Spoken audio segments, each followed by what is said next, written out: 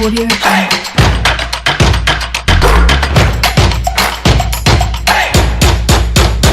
Voyager, c'est grandir. Plateau Foot Europe, votre mag bi-hebdomadaire, s'offre l'aventure des majeurs et des compétitions interclubs.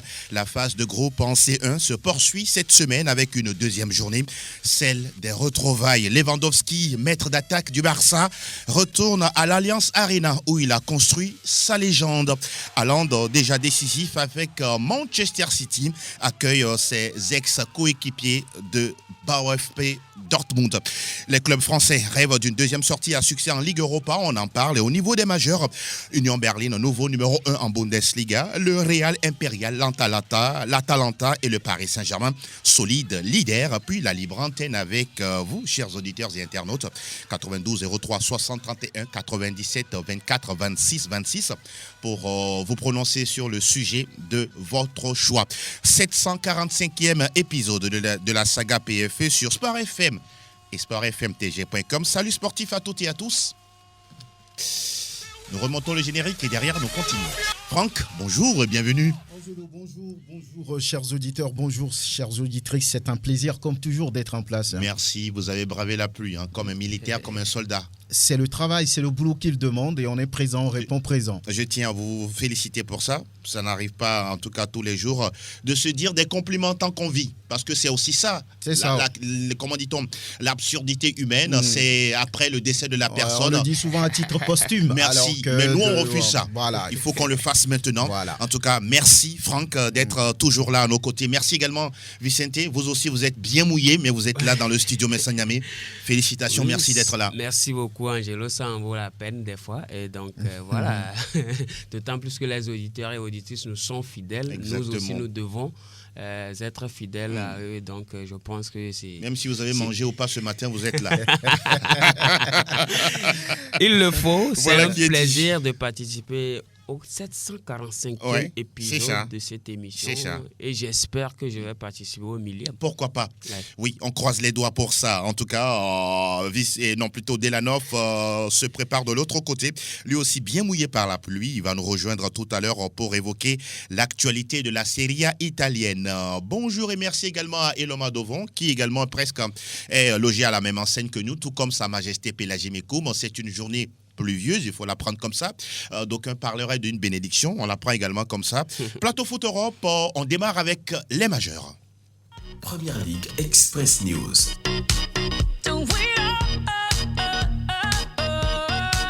Messieurs, on se rend compte qu'il y a les préparatifs des obsèques de la reine d'Angleterre Elisabeth II qui commencent le 19 septembre. Et donc, plusieurs matchs, voire le calendrier de la Première Ligue complètement bousculé. On parle d'un casse-tête pour la reprogrammation des rencontres parce que le collège des forces de sécurité, très sollicité pour les obsèques de Sa Majesté défunte. Franck, des matchs reportés en Première Ligue parce que voilà, la reine est décédée. Quel est votre premier ressenti? On pouvait s'y attendre. Pour quelqu'un qui a connu le plus long règne de l'histoire. Elisabeth II qui succédait à son père en 1952, George V, donc a dirigé l'Angleterre, même si c'est de façon, on va dire, je ne sais pas, honorifique, parce que la reine n'a pas de pouvoir politique, on va dire. Donc une telle disparition qui secoue un tout petit peu tout le Royaume-Uni, même si elle est âgée, 96 ans. Oui. Donc il fallait quand même célébrer cette dame, lui rendre l'hommage qu'il faut. Et je pense qu'il y a des choses plus importantes que le football. D'accord. C'est ce que disent les Anglais. Donc voilà, c'est à eux de voir comment reprogrammer tous ces matchs-là pour que ça n'agisse pas sur le calendrier du championnat. Mais quand même, c'est une personnalité qui a disparu. Ça n'arrive pas tous les jours. Je pense que voilà, ils ont raison d'aller célébrer la reine et de lui rendre hommage comme elle le mérite. En tout cas, les aficionados de la Première Ligue sont sevrés pour le moment, mais on nous annonce une réunion entre les clubs et le corps de police pour discuter et voir ce qu'il peut se faire, parce qu'il y a quand même des matchs assez intéressants qui nous attendent. Par exemple, le choc Chelsea-Liverpool qui risque d'être dans l'incertitude. Quel commentaire vous faites ? Oui, je pense que, oui, Franck l'a dit.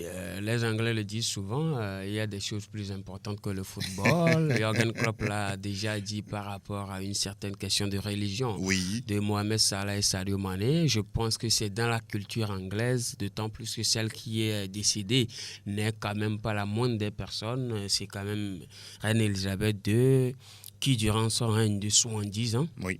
il faut le rappeler, a vu quand même la première Coupe du Monde, la première Ligue des Champions, la première journée. Le record de Premier d'invincibilité League, d'Arsenal le en record première ligue et tout. d'invincibilité. Elle-même, il Tout. semble que la famille royale supporte Arsenal. Évidemment, donc elle a tout vu, elle a tout assisté. Oui. Et celle-là aussi a marqué de par sa simplicité, Oui. et de par voilà, ce tact-là, cette sagesse-là, de quand même prôner la paix entre les pays. Et je pense qu'elle mérite tout simplement ces hommages. Maintenant, la question reste de savoir si, voilà, sur 2 week-ends, Oui. ce n'est pas de trop.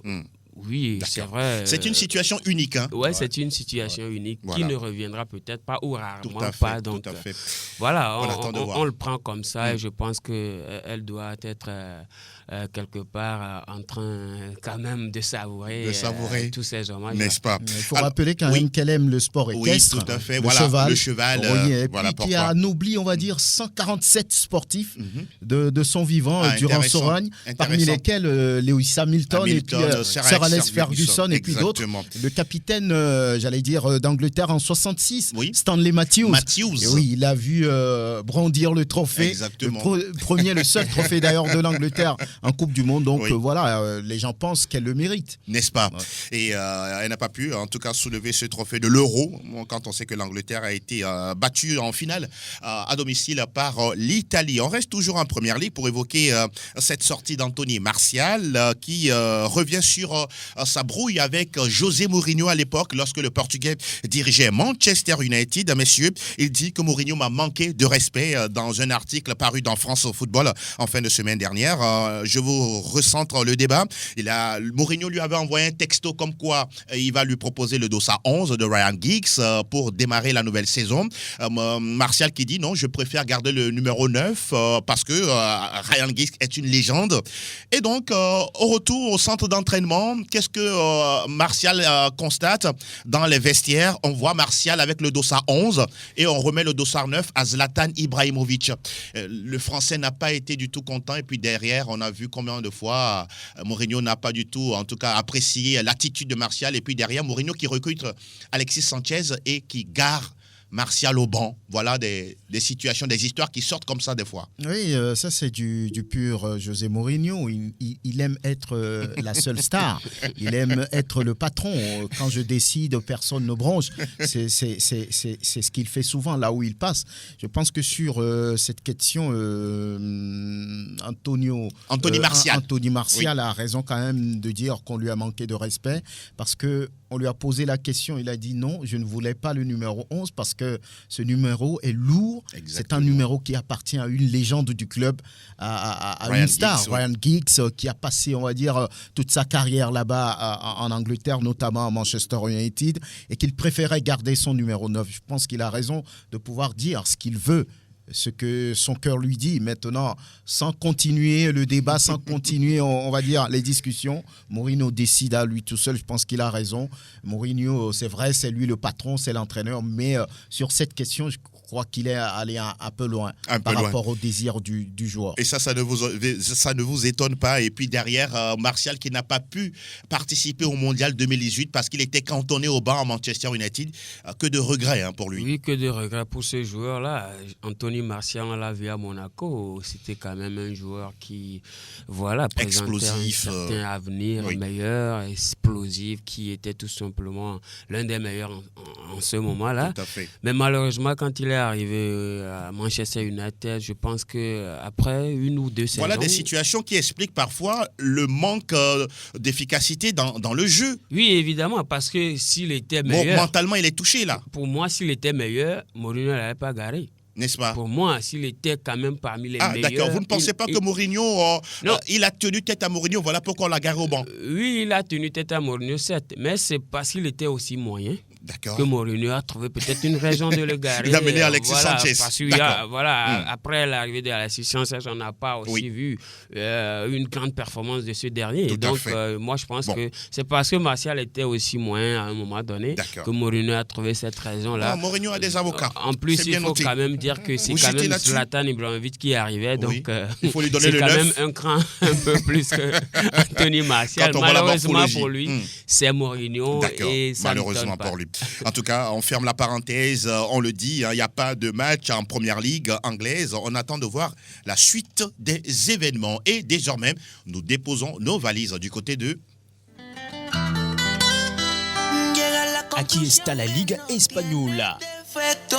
Le championnat d'Espagne, ça se poursuit. Le Real Madrid, intenable leader, a été surpris d'entrée, mais comme toujours, l'expérience apporte la différence. Évidemment, 5e victoire du leader Real Madrid, champion en titre de la Liga. Voilà, vous l'avez dit, c'était quand même difficile au départ puisque Real Mallorca avait mis un but surprise au Real Madrid, mais tout de suite le Real a réagi avec les buts de Vinicius, Rodrigo Valverde et surtout Rudiger qui marque son tout premier but de Valverde but. quand même. Oui, c'est un énorme but. Hein. Il traverse tout le terrain. Un sprint de 60 mètres et puis voilà. Pied gauche en pleine lucarne. Pied gauche en pleine lucarne, c'est tout simplement phénoménal ce que fait ce joueur-là. Absolument. Moi, je le vois parfois, je le considère comme De Bruyne. Ce que De Bruyne fait un peu pensez du côté du Chelsea, c'est vrai que ce n'est pas, la même niveau. Pas la même verbe. Je suis désolé. Mais peut-être dans il se rapproche. Dans certaines de ces phases de jeu, il se rapproche et je pense que il a été exceptionnel sur ce match. Vous avez 4 buts à 1. De Rudiger, c'est ça quoi? Oui, Rudiger, premier but au Real. L'ancien de Chelsea. Ça vous fait sourire vous-même. Qui met un 4e but. Donc le Real gagne 4 buts à 1 face à Mallorca. Succès renversant. Et qu'est-ce qu'a fait le Barça en déplacement à Le Barça suit le rythme tout simplement. Avec une victoire dans une ambiance pesante, plus ou moins effrayante, puisqu'on a quand même vu le scénario qui s'est passé avec ce supporter-là. Voilà. Mais, Dieu merci, il a retrouvé vie. Et donc, le Barça n'a pas du tout été tendre avec Cadiz. Cadiz qui est dernier score à l'arrivée de la Liga, 4 buts à 0. 4 buts à 0. Robert Lewandowski a encore répondu, présent. Comme toujours. Sans oublier Dembélé, qui pour moi est déjà à la Coupe du Monde. Vous le voyez déjà sur la liste de Didier Deschamps.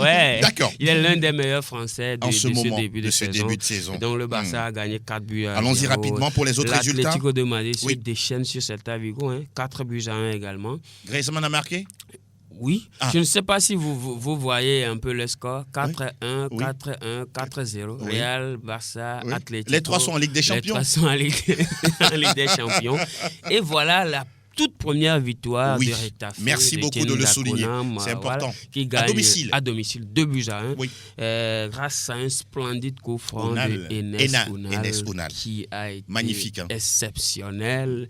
Malheureusement, Djenda Konam n'a pas fait partie toujours en convalescence, de la fête, toujours en convalescence. Et donc, victoire pour Retafe qui peut enfin souffler grâce à cette première victoire acquise en première, grâce à un somptueux coup franc, comme je viens de le dire, de Unal. Et donc, on va aller un peu plus vite, s'il te plaît. Gagne 3 points, cela fait quand même 4 points pour lui. Et donc, Girona 2, Valladolid 1, Rayo Vallecano gagne Valence 2 buts à 1. Valence, ça ne marche pas trop fort pour Gennaro Gattuso.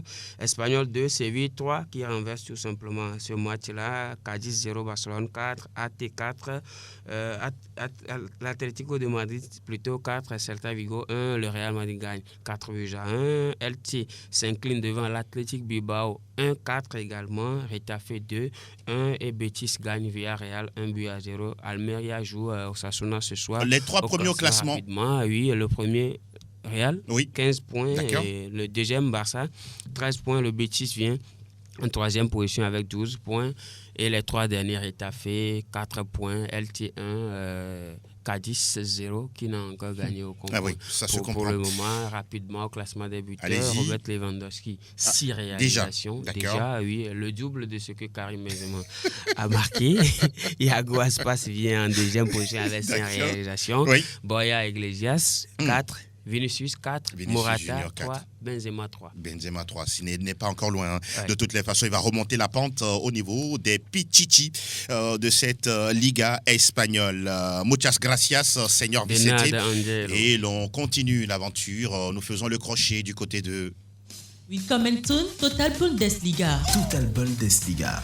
Le Bayern a accroché, mais on va commencer avec cette bonne nouvelle pour le club bavarois. C'est Mathys Tel, le plus jeune joueur, a débuté et a marqué en Bundesliga, 17 ans, 136 jours. Mais ça n'a pas suffi, Franck Lunyama. Ça n'a pas effectivement suffi. Ça fait le 3e accro pour le Bayern. De suite. C'est quand même incroyable. C'est incroyable. Ouais. Depuis le début de cette saison, c'est difficile à accepter, mais c'est quand même le football, c'est la Bundesliga. Et mais c'est les le clubs Bayern sont quand prêts. même. Oui, mais les clubs sont prêts à défier le Bayern, à défier la machine bavaroise, parce que oui, vous savez, ça fait 10 fois de suite que j'allais dire, le Bayern soulève le saladier d'argent, contrôle les choses, et ça embête les autres. Ils veulent quand même tenir tête au football club bavarois. Oui. Il y a une question également à se lever. Vous savez, le Bayern a perdu un tueur. D'accord. Mais dans ce genre de situation, ça se fait voir désormais. Ça se fait voir. Malgré l'arrivée de Mané. Mané est arrivé, mais ce n'est pas le même profil forcément. D'accord. Avec Robert Lewandowski, c'est un tueur, lui. Vous le voyez de l'autre côté où il est à l'aise. Il n'a pas besoin d'intégration. Il marque but sur but. Ça manque déjà au football club bavarois. Il va falloir que Nagelsmann trouve, on va dire, les combinaisons nécessaires pour permettre à son équipe de pouvoir prendre l'avantage, même s'il y a les jeunes comme les Jamal Musiala et puis tous les autres, les Sané, les Gnabry qui arrivent à faire la différence parfois, mais c'est difficile pour le Bayern de pouvoir dominer de la tête aux pieds comme le club a l'habitude de faire. Et ce n'est que le début de saison, on va le dire, mais l'équipe a quand même les moyens de revenir. Mais ça pose des questions. Déjà 3 nuls d'affilée. On se demande ce qu'il se passe. Et surtout que Nagelsmann est très très attendu. Mon cher Delanov, bonjour, bienvenue. Bonjour Angelo. Bonjour. Vous avez bravé le froid. Ouais, bon courage à vous. Merci beaucoup. Merci d'être là. On parle rapidement de cette équipe du Bayern, freinée pour la 3e fois d'affilée. Qu'est-ce que vous comprenez là-dedans?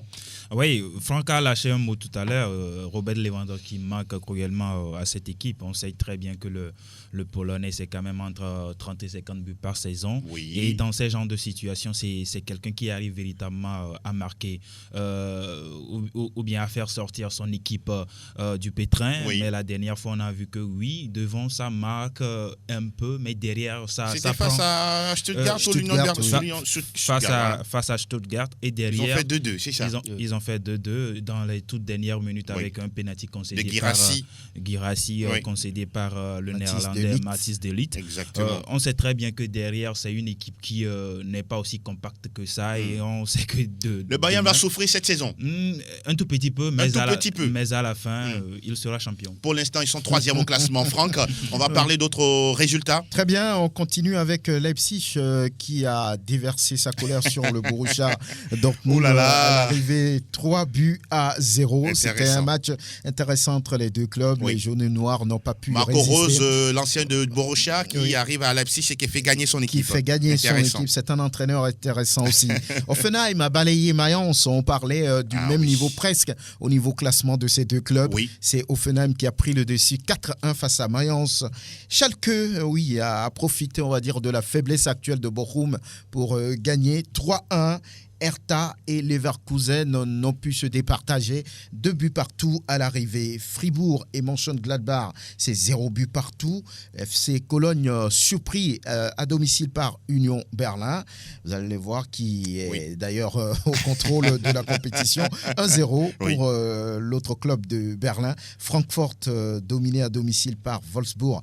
1-0 aussi. Puis Werder qui est surpris à domicile par Augsbourg. 1-0. Au total, 23 buts ont été marqués pour le compte de cette 6e journée de la Bundesliga. Lorsqu'on regarde les buteurs, on a en tête Geraldo Becker, le néerlandais, qui est à 5 réalisations. Niklas Füllkrug de Werder, 5 aussi. Jamal Musiala du Bayern, 4 réalisations. Et voilà donc le top 3 des meilleurs buteurs. La meilleure attaque est toujours pour le Bayern et la meilleure défense, c'est pour l'Union Berlin. 4 buts concédés en 6 journées. Le classement donne ce qui suit. De façon surprise, vous allez voir que c'est Union Berlin qui contrôle les choses avec 14 points. Deuxième, Fribourg, 13. Bayern, troisième, 12. L'écart n'est pas grand, c'est vrai. Quatrième, Hoffenheim, 12e, qui a 12 points aussi. Et puis, Hoffenheim, classé quatrième. Avec 12 points. Voilà. Et le top 5 est bouclé par le Borussia Dortmund, 12 points. Au bas du tableau, les 5 dernières positions, Stuttgart, 5 points. 15e Hertha, 5 points. 16e Wolfsburg, 5 points aussi. 17e Bayer Leverkusen, 4 points. Et puis toujours pas de points pour Bochum. Malheureusement, 0 points après 6 journées. Et Cadix, voilà, ce sont des bons copains. Avec Cremonese ou Monza, justement. Ah oui, c'est un peu ça. Tant que Schönrein Unyama, pour toutes ces informations concernant la Bundesliga, les clubs allemands sont attendus en Ligue des Champions cette semaine. On va en parler tout à l'heure. Mais nous continuons toujours le tour des majeurs. Et désormais, nous nous rendons du côté... Benvenuto Calcio Italia. Nous sommes en Italie et nous nous intéressons d'abord aux deux Milan, le Milan AC et l'Inter Milan. Qu'est-ce qu'ils ont fait cette fin de semaine? L'Inter Milan a gagné et l'AC Milan a suivi le pas. Ah, intéressant. Alors, allons-y avec vous. Alors, tout a commencé avec la rencontre Napoli-Spezia. Et à l'arrivée, les Napolitains se sont imposés 1-0 avec une réalisation de Giancomo Raspadori. Celui-là, cet Italien qui remplaçait valablement le Nigérian Victor Osimhen, blessé en milieu de semaine face à Liverpool. C'est une mauvaise nouvelle. C'est une mauvaise nouvelle. 4 semaines d'absence. Il faut vite revenir. Absolument. Pour commencer par marquer des buts pour le Napoli. Tout à fait. Vous avez parlé du Napoli. On pourra parler de l'Atalanta. L'Atalanta Bergame a été freiné à domicile face à Cremonese, justement, un but partout. Oh là là. Et le promu, entre les 3 promus, Cremonese reste quand même l'équipe qui dérange un tout petit peu ses adversaires. C'est vrai que cette équipe n'a pas encore gagné, mais elle arrive un temps ça peu difficilement. Si elle arrive à faire un match nul chez Atalanta. Chez Atalanta, on a des arguments. C'est qu'on a des arguments, justement. Alors, d'autres résultats rapidement. L'Inter Milan a gagné 1-0 face à Torino. C'était le match au sommet. Avec une réalisation de Marcelo Brozovic en toute fin de rencontre à la 89e minute. Exactement. Et la Sampdoria a coupé les Chines à domicile face au Milan AC, 1-2. Oui. Avec des buts de Giroud et de Messias Junior. Justement. Le Gambien Moussa Barro. Avec Bologne qui a limogé Sinisa Miljaovic et derrière on voit que cette équipe gagne. Est-ce que ça va face à la Fiorentina 2-1. Buteur dans cette rencontre Moussa Barro, il faut le saluer. Tout à fait. Le duel entre les promus Lecce et Monza a accouché d'un match nul, un but partout. Il n'y aura pas de fâché. C'est bon, on fait comme ça. Sassuolo a courbé les Chines à domicile face à Onero Verdi Udinese. L'équipe est en forme. L'Udinese, ça va. L'Udinese, ça va, très fort. Après la large victoire face à l'AS Roma, 4-0. L'équipe enchaîne. 3-1 à l'extérieur face à Sassuolo, il faut le faire. Jusqu'à présent, vous n'avez pas parlé de la Juventus. La Juventus a joué hier et cette équipe a été accrochée à domicile, 2 buts partout par la Salernitana. Oh là là. Ça ne va pas. Ça ne va pas forcément, mais il faut quand même noter cette rage-là hier. C'est une équipe qui était menée à domicile 2-0 à la mi-temps. À la mi-temps et de retour des vestiaires, on a vu une Juventus de Turin un peu déchaînée, revenir au score et puis essayer quand même à égaliser. Même cette équipe a marqué un 3e but refusé par la VAR pour hors-jeu. De manière juste, non? Justement. N'est-ce pas? Justement. Voilà. Et donc, il faut quand même le faire. Ils ont quand même eu l'énergie nécessaire et la capacité pour aller chercher le résultat à la fin dans le match. Même si non pas Vlahovic, mais Milik a cru avoir donné la victoire à la Juventus. Un très beau coup de tête, n'est-ce pas? Ce 3e but-là a causé beaucoup de tort. Des cartons qui ont plu. 4 au total, 3 du côté de la Juventus de Turin et 1 du côté de Salernitana. Kajus Milik et même Massimiliano Allegri a pris un rouge. La prochaine journée, il ne sera pas sur le banc. Justement. Tout comme Milik et puis Quadrado, je pense aussi après un rouge. Quadrado également. Aïe, aïe, aïe. Voilà. C'est pas de bonnes nouvelles. Hein. Au classement, rapidement, Napoli tient la tête de ce classement avec 14 points, suivi par l'Atalanta Bergame qui a calé 14 points également. L'AC Milan monte à la 3e position avec 14 points. Udinese, on en parlait tout à l'heure, est 4e avec 13 points. L'Inter, la Lazio ont 12 et 11 respectivement. En bas de tableau, on a Cremonese qui occupe la 18e place avec 2 points. La Sampdoria, 2 points également. Et puis Monza, bon dernier avec 1 point, moins 11. C'est mieux que Bochum. Hein. Ah oui, en tout cas. Et au classement des meilleurs buteurs, au classement des meilleurs buteurs, on a Sergi Milinkovic-Savic. D'accord. Non, c'est ça. C'est plutôt Arnautovic. Qui est meilleur buteur avec 6 réalisations. Et au classement des buteurs, au classement des meilleurs passeurs, c'est plutôt Sergi Milinkovic-Savic avec 4 passes délivrées. Décisive dans la Serie A italienne. On rappelle que Empoli joue l'AS Rome ce lundi. En attendant la journée de Ligue Europa pour les Giallorossi. Grazie mille. On se dit à tout à l'heure pour se retrouver dans la page de la Ligue des Champions. Mais nous terminons les majeurs avec la Ligue des Talents. Tout à l'info Ligue 1. Info Ligue 1. 22 buts ont été inscrits lors de la 7e journée de la Ligue 1 avec ce succès ô combien important pour Monaco. 2-1 face à Lyon, même si Karl Toko Ekambi a inscrit le but des Gaunes. 5-0 pour Rennes face à Auxerre. Nice épingle Ajaccio 1-0. 3-2 pour Lorient face à Nantes. On a Marseille également qui a pris le dessus. 2-1 sur Lille. Le Paris Saint-Germain petitement 1-0 face à Brest. Et puis un dernier résultat qui nous intéresse, c'est la victoire d'Angers, 2-1 sur Montpellier. Et au classement, au niveau de la Ligue 1, on retrouve le Paris Saint-Germain à 19 points, 19 également pour l'Olympique de Marseille. La différence se situe au niveau des buts marqués. Les Franciliens en ont inscrit 21, 11 pour les Olympiens. Lens est 3e avec 17 unités. On retrouve le duo Lyon-Monaco à la 5e et à la 7e position. Au bas du classement, on a Strasbourg, Brest, Angers et Ajaccio avec un petit point. Neymar, en tout cas, 8 buts pour lui cette saison déjà, 7 pour Kylian Mbappé qui talonne le Brésilien, et puis 5 pour Florent Sotoka. Alors, cette équipe de Marseille, Franck, on l'a dit, hein, Igor Tudor, oui, parce que si on dit Tudor, c'est comme si, voilà, on disait quelque chose. Tudor, Igor Tudor. Cette équipe de Marseille, pas de bling-bling, mais l'efficacité, le réalisme. Pour le moment, oui. On avait regretté le départ du bouillant Jorge Sampaoli. Personne n'a compris la décision de la direction de l'Olympique de Marseille de pouvoir laisser partir à cet entraîneur argentin qui a construit un groupe qui était en train de prendre et qui s'apprêtait à disputer la Ligue européenne des champions. Maintenant, 6 journées ou 7 journées après, je pense que Igor Tudor est en train de faire les choses comme il faut. Cette équipe de Marseille, vous l'avez dit, pas de star à proprement parler, mais c'est une équipe qui joue bien. Les compétitions, surtout championnat, ça fait 6 victoires et puis un seul match nul. C'est le meilleur départ de l'histoire de l'Olympique de Marseille. On n'a plus vu ça pendant très longtemps. Oui. Donc avec un club qui a fait, on va dire, de très bons recrutements, on peut le dire. Intelligent. À l'instar de Suarez, à l'instar de Tavares, à l'instar de Jonathan Klaus. Alexis et puis surtout Sanchez. De l'expérimenté Alexis Sanchez, qui représente Igor Tudor sur le terrain, qui donne des conseils, qui parle, qui marque aussi. Donc je pense qu'aujourd'hui c'est un groupe complet avec des joueurs qui sont prêts à jouer, même si aujourd'hui Payet est pour l'instant relégué au second plan.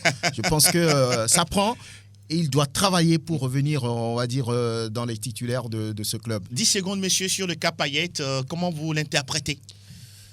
Pour moi, ce joueur doit revenir sur le terrain parce que pour moi, il est l'un des meilleurs joueurs de ce championnat. Vous pensez que Igor se trompe en ne le mettant pas titulaire sur des matchs ? Oui, pour le moment, ça marche pour lui. Les résultats parlent en faveur de Tudor, en défaveur de même si Payet. Pas. Mais on attend de voir ce qui va se passer parce que je pense que Payet a sa place sur ce terrain. C'est un joueur dont tout coach a besoin. Et donc, il va forcément faire son retour sur le terrain. Mon cher Della. Pour moi, tout coach a quand même ses éléments pour pouvoir faire jouer son équipe. Aujourd'hui, Tudor a fait des choix et pour le moment, ça lui réussit. On espère que ce sera sur la durée parce qu'on connaît très bien les Marseillais. Hein. On connaît très bien les supporters marseillais parce que quand ça va péter, attention à Igor Tudor. Voilà qui est dit et c'est terminé pour les majeurs. Nous abordons la deuxième partie. Il s'agit bien de la...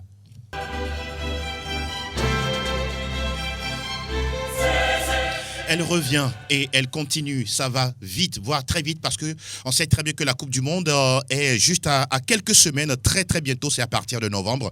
Voilà pourquoi le calendrier est bien bousculé du côté de l'UEFA, la deuxième journée déjà de la phase de poule de la C1 en cette semaine. On reste avec Marseille, Marseille dans le groupe D qui accueille à domicile Francfort. Marseille pour l'instant, 3e avec 0 points. Le Sporting Lisbonne accueille Tottenham. Marseille, oui, ça marche en championnat, mais il faut arriver à décrocher cette première victoire en Ligue des Champions. Oui, il le faut et ça doit normalement se faire face à l'Eintracht Francfort. On sait que cette équipe n'est pas réellement dans ses bottes en ce début de saison, le club allemand, je veux dire. Ce qui veut dire que l'Olympique de Marseille doit surfer sur sa bonne forme du côté de la Ligue 1 pour pouvoir faire un résultat dans cette rencontre. C'est vrai, sur... leur dernière sortie sur le continent, ce n'est pas vraiment ça. Il va falloir corriger cela rapidement et je crois que cela doit normalement se faire demain avec cette équipe qui regorge aujourd'hui avec des joueurs de qualité. C'est vrai, ils ne sont pas tous expérimentés dans cette compétition, mais je crois que l'expérience vient en jouant des matchs de la Ligue des Champions. Il va falloir se surpasser, il va falloir faire des performances, se dépasser comme je l'ai dit, être à 200% pour aller chercher ce club allemand-là parce que ce sera nécessaire. Une contre-performance face au club allemand demain, je crois que cette équipe doit commencer par se réfléchir pour la C3, pourquoi pas. Mais c'est vrai, je crois véritablement que cette équipe a les qualités, a les raisons, les arguments nécessaires pour aller chercher l'Eintracht Francfort avec une victoire à l'arrivée. Ça, ce sont les matchs de la poule D. On s'intéresse à la poule A avec Liverpool face à l'Ajax. Anfield Road, en tout cas, va gronder avec cette équipe de Liverpool qui, à ma foi, ne convainc pas depuis le début de la saison. Glasgow Rangers accueille le Napoli. Pour l'instant, ce sont les Ajacides et les Napolitains qui sont leaders dans cette poule A. La poule B, FC Porto face au FC Bruges. Et on aura Leverkusen à domicile face à l'Atlético de Madrid. On sait comment l'Atlético a gagné son match la dernière fois. C'était vraiment poussif face au FC Porto. Et là, nous atterrissons dans la poule C. C'est l'affiche de cette semaine, Bayern Munich, FC Barcelone. Ce sont des deux équipes qui se connaissent très bien, qui pèsent lourd dans l'histoire de la Ligue des champions. Franck Lewandowski qui retourne à la maison face à cette même équipe avec qui il a remporté tous les grands trophées de sa carrière. C'est un match particulier pour Robert Lewandowski lorsqu'on regarde un peu tout ce qu'il a fait avec le Bayern de Munich, lorsqu'on regarde aussi les conditions dans lesquelles il a pu quitter ce club, parce que ce n'était pas évident, on ne voulait pas le laisser partir, mais il a finalement quitté le club. Je pense que ça va être un très gros match. C'est les deux qui ont gagné, on va dire, d'entrée dans ce groupe B. Et lorsqu'on regarde dans ce groupe C, lorsqu'on regarde un peu les statistiques, les 4 derniers matchs contre le Barça en Ligue des Champions, ça ne donne pas, on va dire, une belle image du club catalan. Il va falloir réagir. 0 victoire. 0 victoire sur les 4 derniers matchs en Ligue des Champions, dans le pire, ce 8-2 que personne n'oublie. Oui. Mais lorsqu'on regarde la performance, sinon les performances des deux clubs, j'ai envie de dire que le Barça est mieux en ce début de saison que le Football Club Barcelone, avec les Dembélé, avec les Gavi, les Pedri, avec surtout Robert Lewandowski. Donc le Bayern de Munich peut s'appuyer, c'est vrai, sur ces 4 derniers matchs, mais je pense que mentalement, le Barça a un petit peu d'avantage. Mais attention, le Bayern peut vouloir sonner la révolte après 3 matchs nuls d'affilée en Bundesliga. C'est ce que j'aime chez vous. À la fin de votre analyse, vous dites attention, parce que le Bayern n'est pas une petite équipe. Le Bayern reste invaincu à domicile contre le Barça en compétition européenne. Ça fait quoi? 6 matchs, 4 victoires, 2 matchs nuls. Oui, un match que affectionne particulièrement Thomas Müller. Et je pense que sur ce match-là, peut-être il va encore marquer, puisqu'il a un bon nombre de buts avec le. Va-t-il considérer la présence de Lewandowski de l'autre côté? Oui, je pense que la présence de Lewandowski va quand même peser sur ce match-là, puisque c'est vrai, on le dit, le Bayern a perdu quelque chose de grand. C'est Robert Lewandowski. On l'a dit, on vient de le dire, Franck vient de on le dire. Répète aussi tout que le temps. Sadio Mané est arrivé, mais pas forcément avec le même profil. Même Robert registre de jeu, Lewandowski, oui. c'est quand même 40-50 buts par compétition saison confondue pour le Bayern. Donc, moi, je pense que le Bayern a perdu quelque chose. D'accord. Que le Barça, lui, il a regagné. Et donc, les quatre peuvent se redistribuer. Tout à fait. Et donc, on verra un match... pour moi, 50-50, c'est vrai. Après le tirage, on s'est dit que le Bayern allait encore marcher sur le Barça. Oui. Mais vu les performances de ces dernières semaines, je pense que La dynamique, la dynamique est en train de changer. Ce match-là peut être... voilà un véritable classico, si on peut le dire, oui, entre le Barça classico et le Bayern. européen, Évidemment. si on peut le dire ainsi. On rappelle que dans cette poule C, le Barça et le Bayern ont le même nombre de points. On attend de voir cette explication ce mardi et mercredi. On a d'autres matchs, notamment la poule G, Manchester City face à Dortmund, Haaland qui retrouve son ancien club, le BVB. Oui, c'est une nouvelle retrouvaille également de ce côté dans cette rencontre. Erling Haaland qui va retrouver le Borussia Dortmund et puis le Signal Iduna Park. Oui. Ces supporters-là qui, durant... C'est Dortmund qui se déplace à City. Hein.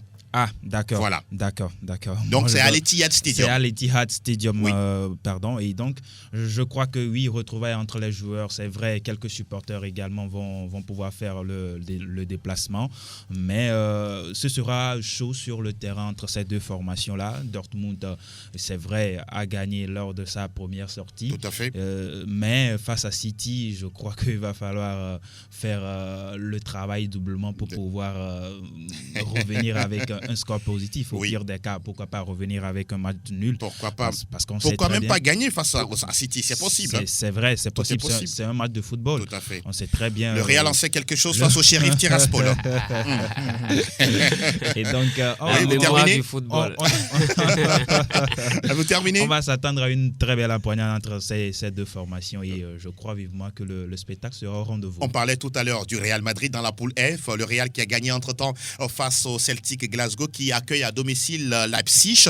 Et on se rappelle, le premier match à domicile la saison dernière pour le Real s'est soldé par ce tremblement de terre battu par le Sheriff Tiraspol. Il faut apprendre de ses erreurs? Évidemment, mais il ne faut pas aussi oublier que le Real a rénové son stade. Nous donnons des informations. Donc ne vous inquiétez pas, ce sont des informations que nous donnons aux auditeurs. Flambant neuf. Et il faut gagner tout le temps. Intéressant. Allez-y, Vicente.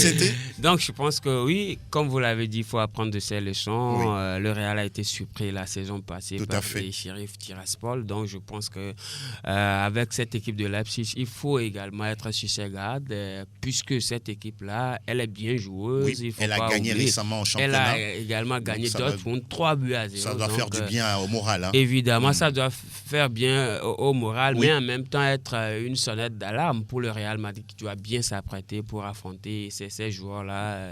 Christopher Nkunku a envie d'aller à la Coupe du Monde.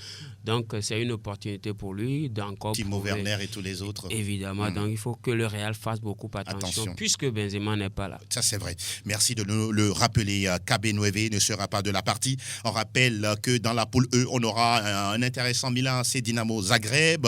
Les Milanais qui sont obligés de réagir après le premier revers dans cette poule. Chelsea, oui, avec Graham Potter face à Salzbourg. Franck Lunyama, baptême de feu. Oui, on va voir. À domicile. Sur l'échiquier européen. Je pense qu'il va falloir réagir après cette défaite surprise. Ce sera sa première sortie même avec Chelsea. Justement, donc lors de la première journée, le coach britannique doit pouvoir confirmer, c'est-à-dire prouver de quoi il est capable dans ce match. Je pense que on peut s'attendre à un match compliqué parce que peut-être qu'il va vouloir changer de petits trucs truc. D'accord. Je ne sais pas, mais il est obligé de commencer par montrer de quoi il est capable. En tout cas, il est arrivé pour 5 ans du côté de Chelsea Football Club, enfin la poule H. Juventus à la maison joue contre le Benfica Lisbonne. Et puis le déplacement du Paris Saint-Germain avec la MNM sur le terrain de Maccabi Haïfa.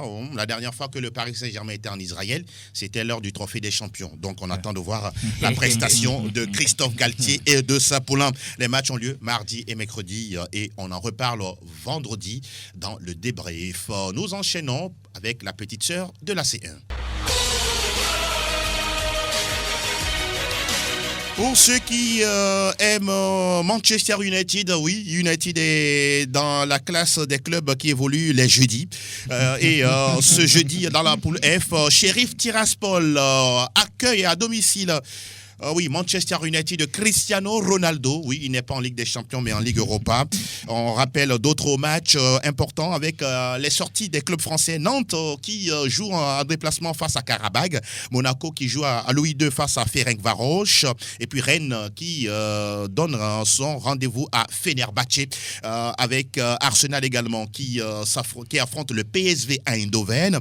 AS Rome de José Mourinho est l'hôte du Betis Séville. Et puis l'Union Berlin, un club allemand qui se déplace du côté du Sporting Braga. On aura tout le temps, vendredi, revenir sur ces différents résultats et de voir ce qu'il s'est passé avec les différentes escouades. Nous allons dans quelques instants ouvrir l'antenne aux auditeurs et aux internautes au 92 03 60 31 97 24 26 26. C'est après ceci. Plateau Foot Europe, le coin des auditeurs. Le coin des auditeurs. Comme toujours, l'on vous reçoit, l'on vous accueille avec la bonne énergie pour que nous puissions faire l'émission également avec vous, puisque c'est à cause de vous que nous sommes là. Oui, et Pélagie me fait signe déjà. Bonjour auditeur, vous êtes là? Oui, je suis là. Le petit nom, s'il vous plaît? C'est Oroma. Oui, Oroma Falidou, nous vous écoutons. Oui, voulez vous mouiller sur quoi? Sur mon Real Madrid. Allez-y. On est une équipe qui marche tout lentement et sûrement. D'accord. Donc, les équipes, s'ils veulent vraiment nous gagner, ils n'ont qu'à mettre au moins 4 buts en première mi-temps. Ah, d'accord. C'est la formule, hein? C'est la formule. Pour gagner le Real Madrid. Oui. Et après, vous mettez combien? 5, 6, c'est ça? Bon, je dis, s'ils veulent nous gagner vraiment, ils n'ont qu'à mettre 4 en première mi-temps. D'accord. Je pense que le message est interplanétaire. Il est passé. Ah oui, les autres sont avertis. Bonne chance également à mon frère de l'autre côté du Manchester United. Ah d'accord, votre frère. Il en a besoin de la chance en tout cas. Merci beaucoup Roma Falilou. On continue de prendre les avis et commentaires des auditeurs, des férus de cette émission et du Ballon rond européen. Bonjour auditeur. Bonjour monsieur Angelo. Oui, le petit nom s'il vous plaît. JB de Tchèque. JB du Tchèque. Nous vous écoutons JB. Vous voyez bien, non? Les choses, non? Je ne sais pas de quoi vous parlez. En Liga comme la Ligue des Champions. En Liga comme en Ligue des Champions. Oui. Ah, de quoi s'agit-il? Depuis la Barcelone a encaissé bien un but. Ah d'accord, ça c'est une information que vous nous donnez, c'est ça? Donc les Bavarois là sont avertis. Ils sont avertis, d'accord. Oui, vraiment. On se donne rendez-vous vendredi, hein. Si les choses tournent bien pour vous, soyez là. Si ça tourne mal également, soyez présents. Demain, je vous jure, c'est 3-0.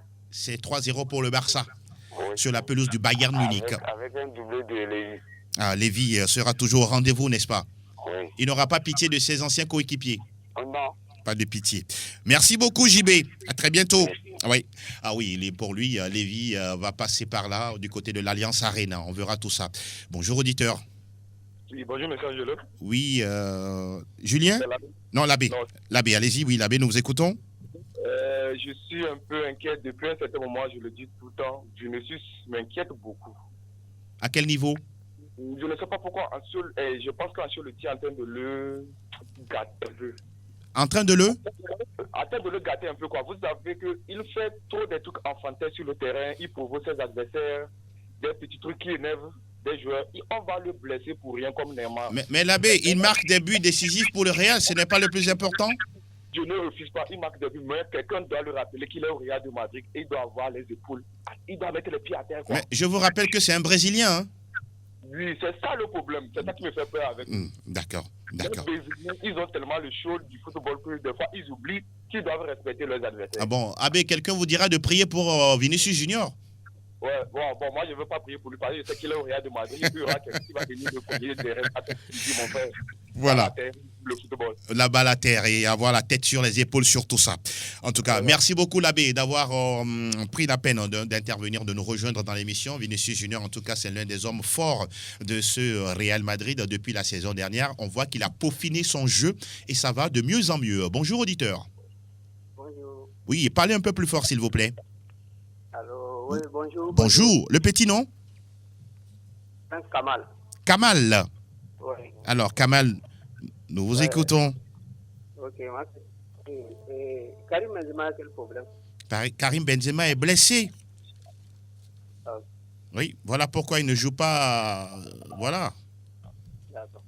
C'est bon? Oui, c'est bon. C'est pour ça que vous avez appelé. D'accord, on a compris. Karim Benzema va aller mieux très très bientôt, mon cher Vicente, n'est-ce pas? On prend soin de lui en Évidemment. tout cas. Et le mondial est en train de pointer son bout du nez. Il sera présent. Bonjour auditeur. Bonjour Angelo.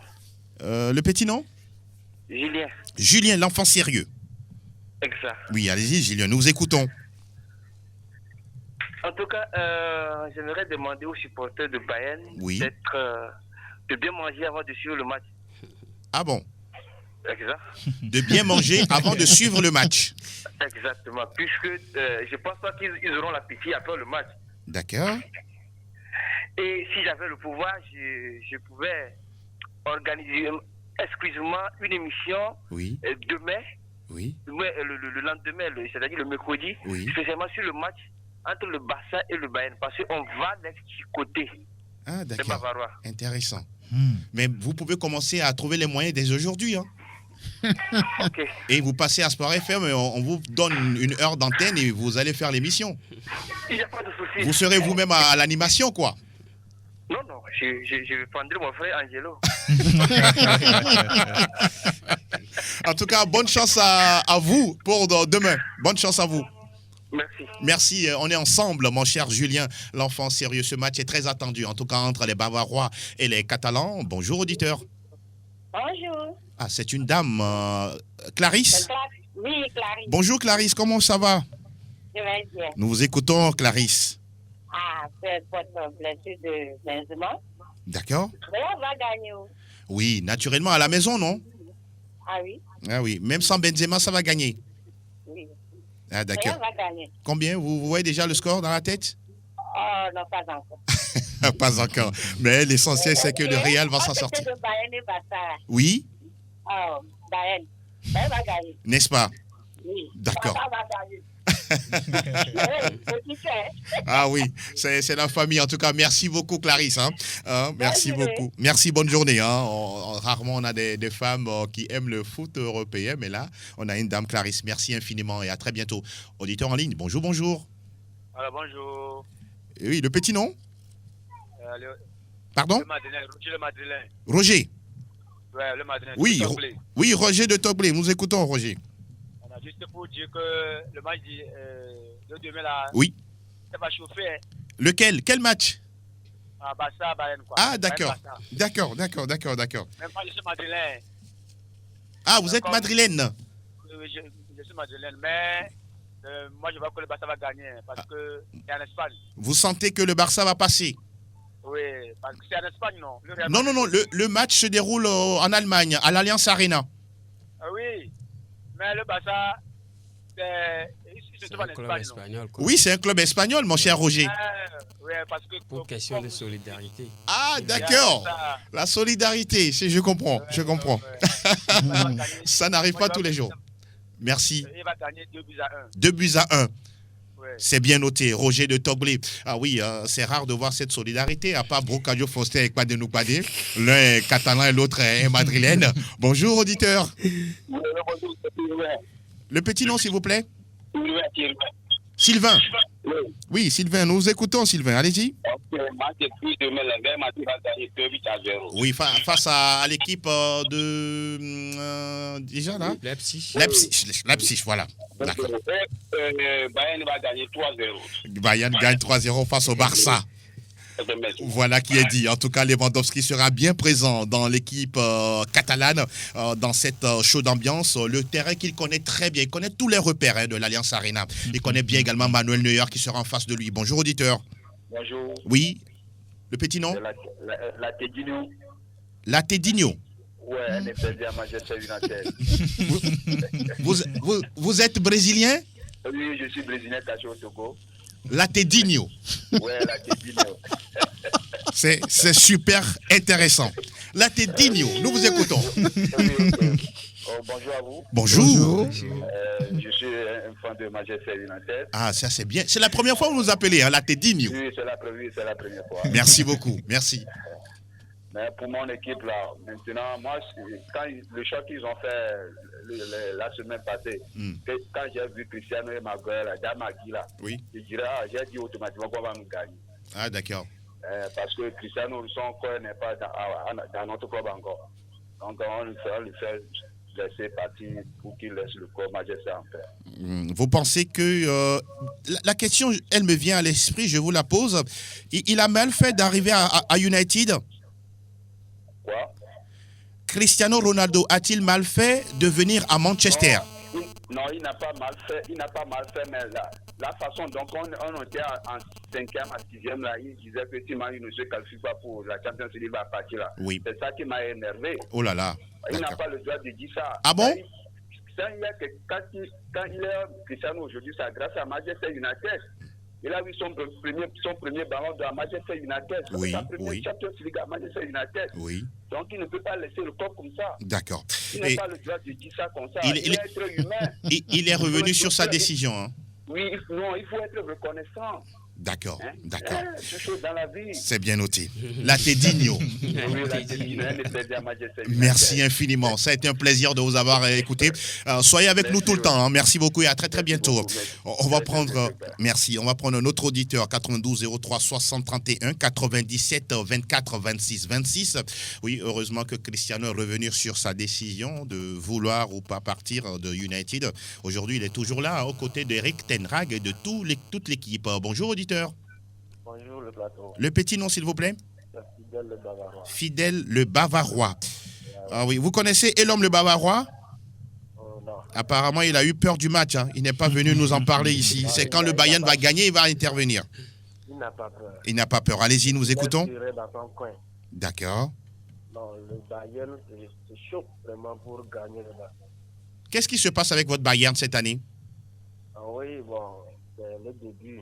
C'est le début. Il faut réchauffer le moteur et tout ira bien. Nagelsmann est critiqué. Hein. On ne comprend pas son système de jeu. Les joueurs ne sont pas contents. Très vraiment, il est critiqué, mais il va se rattraper. Il va comment dit-on, redresser la barre. Dès demain même. Dès demain. Oui. Pour vous, ça veut dire que le Bayern gagne face au Barça. S'il pleut ou neige. S'il pleut ou il neige. D'accord. Oui. Voilà qui est dit. En tout cas, les joueurs... Merci beaucoup. Les joueurs allemands et catalans sont prévenus. Il faut porter, si jamais il neigeait, des chaussures adéquates. S'il pleuvait, vous allez trouver justement ce qu'il faut. Alors, on va mettre fin à cette aventure, chers auditeurs. Oui, bonjour. Oui. Bonjour, c'est Mauko le Bavarois. Pardon? C'est Mauko le Bavarois. Ah, c'est un fidèle, et puis c'est Mauko. D'accord. Oui. Oui, vous êtes le dernier, allez-y. Oui, c'est Abou du Messoir. Oui, allez-y. Nous allons gagner 3-0. 3-0 oui. Pour le Bayern. Oui, voilà. Merci. Bonne émission. Merci, Mauko. À très bientôt. Je pense que c'est la première fois que nous vous écoutons sur cette émission. Okay. Merci infiniment. Ça veut dire que cette affiche-là intéresse plus d'un. On va faire le tour de table pour mettre fin à cette émission. Vicente Noussoulé, vous avez sûrement des personnes à qui vous voulez adresser quelques coucous spéciaux? Il y a un coucou spécial à Yves Roland. Et Azarif, champion, oui. Et à tous ceux qui nous ont suivis. Bien noté. Mon cher Delanoff Atikoun. Bonjour à tous ceux qui nous ont suivis. Tout simplement. J'espère que ce n'est pas la pluie qui fait des effets sur vous. Franck Nouyama. On va souhaiter une très belle semaine à Rafat Tchakoura, à Basile Ayebois. En poule, voilà. Marseille va bien, on est très content. Ouais, voilà, ça c'est clair. Excellente semaine à toutes et à tous. Coucou spécial à tous ceux qui nous ont appelés dans cette émission. Merci messieurs. Encore une fois, merci pour le sacrifice consenti. Et moi je dis une chose au Togo, il faut qu'on arrive à se donner de la valeur et surtout qu'on arrive à s'entraider. Vous avez des gens qui sont des auditeurs anonymes qui vous écoutent durant plusieurs années, mais qui n'ont jamais eu le courage de venir ici pour vous dire ce que vous faites, c'est bon ou pas, pour vous encourager d'une manière ou d'une autre. Ne sont pas en train de quémander de l'argent vis-à-vis de quelqu'un, mais ayons le courage, ayons la culture d'aimer ce que les autres font. Et quand on vous dit que le Togolais ne s'aime pas, des fois ça se fait voir, et n'ayons pas peur des mots. Merci beaucoup Franck, merci beaucoup mon cher Vicente. Mille merci Dela. C'est moi qui vous remercie. Merci à Sa Majesté Pélagie Mekoum et l'homme à Dovon. On se donne rendez-vous lundi. Qu'est-ce que je raconte? Vendredi. Aujourd'hui, on est lundi. On se rencontre vendredi avec toujours la bonne humeur. On se souhaite une pleine santé à toutes et à tous. À très très bientôt. Ciao, ciao.